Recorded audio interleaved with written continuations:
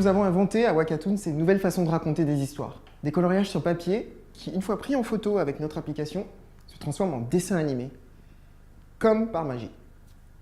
Alors, c'est simple, nous éditons des livres pour les particuliers, mais aussi des contenus sur mesure pour de grands comptes et par exemple le ministère de l'Éducation nationale. Nous sommes à la croisée des chemins entre l'édition, le mobile et l'audiovisuel. Alors, les domaines auxquels appartiennent les profils freelance avec qui nous travaillons sont en R&D, des ingénieurs en développement web, mobile, vision artificielle. Pour l'administration, on fait appel par exemple à un CFO à la demande. En marketing et communication, on a des chefs de projet. Pour la création de contenu, on fait appel à des graphistes, illustrateurs, auteurs, animateurs 3D, sound designers, artistes, interprètes, voix, etc., etc. Nos challenges. Construire un esprit d'appartenance à l'entreprise, même si sur le papier, nos freelances sont externes.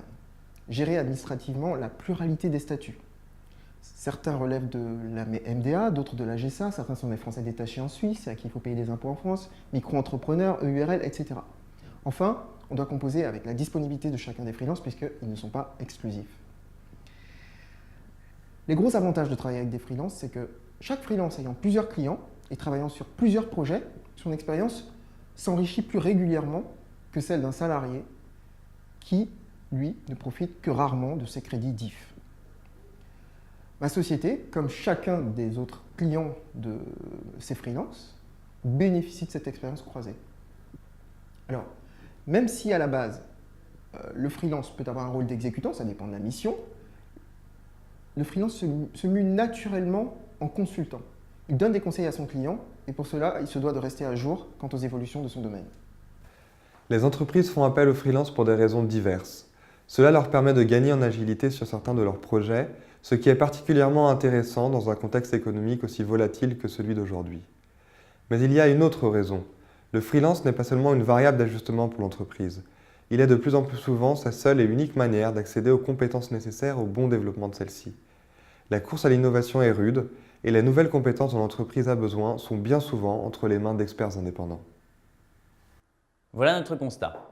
De plus en plus de salariés passent en statut freelance pour plus de flexibilité et d'autonomie.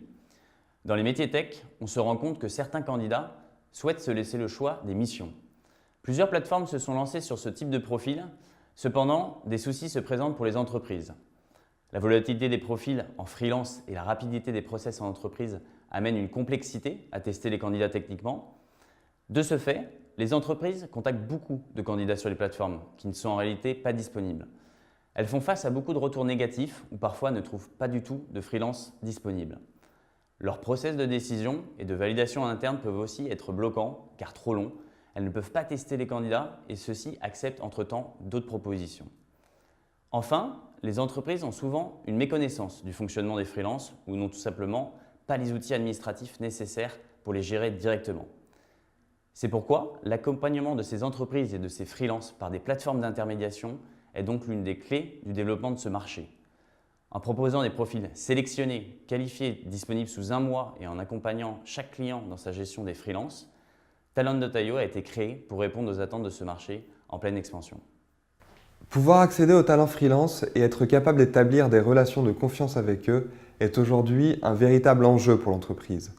Une part toujours plus grande de la valeur créée par celle-ci l'est par des individus extérieurs à la boîte, ce qui pose finalement la question de la frontière de l'entreprise.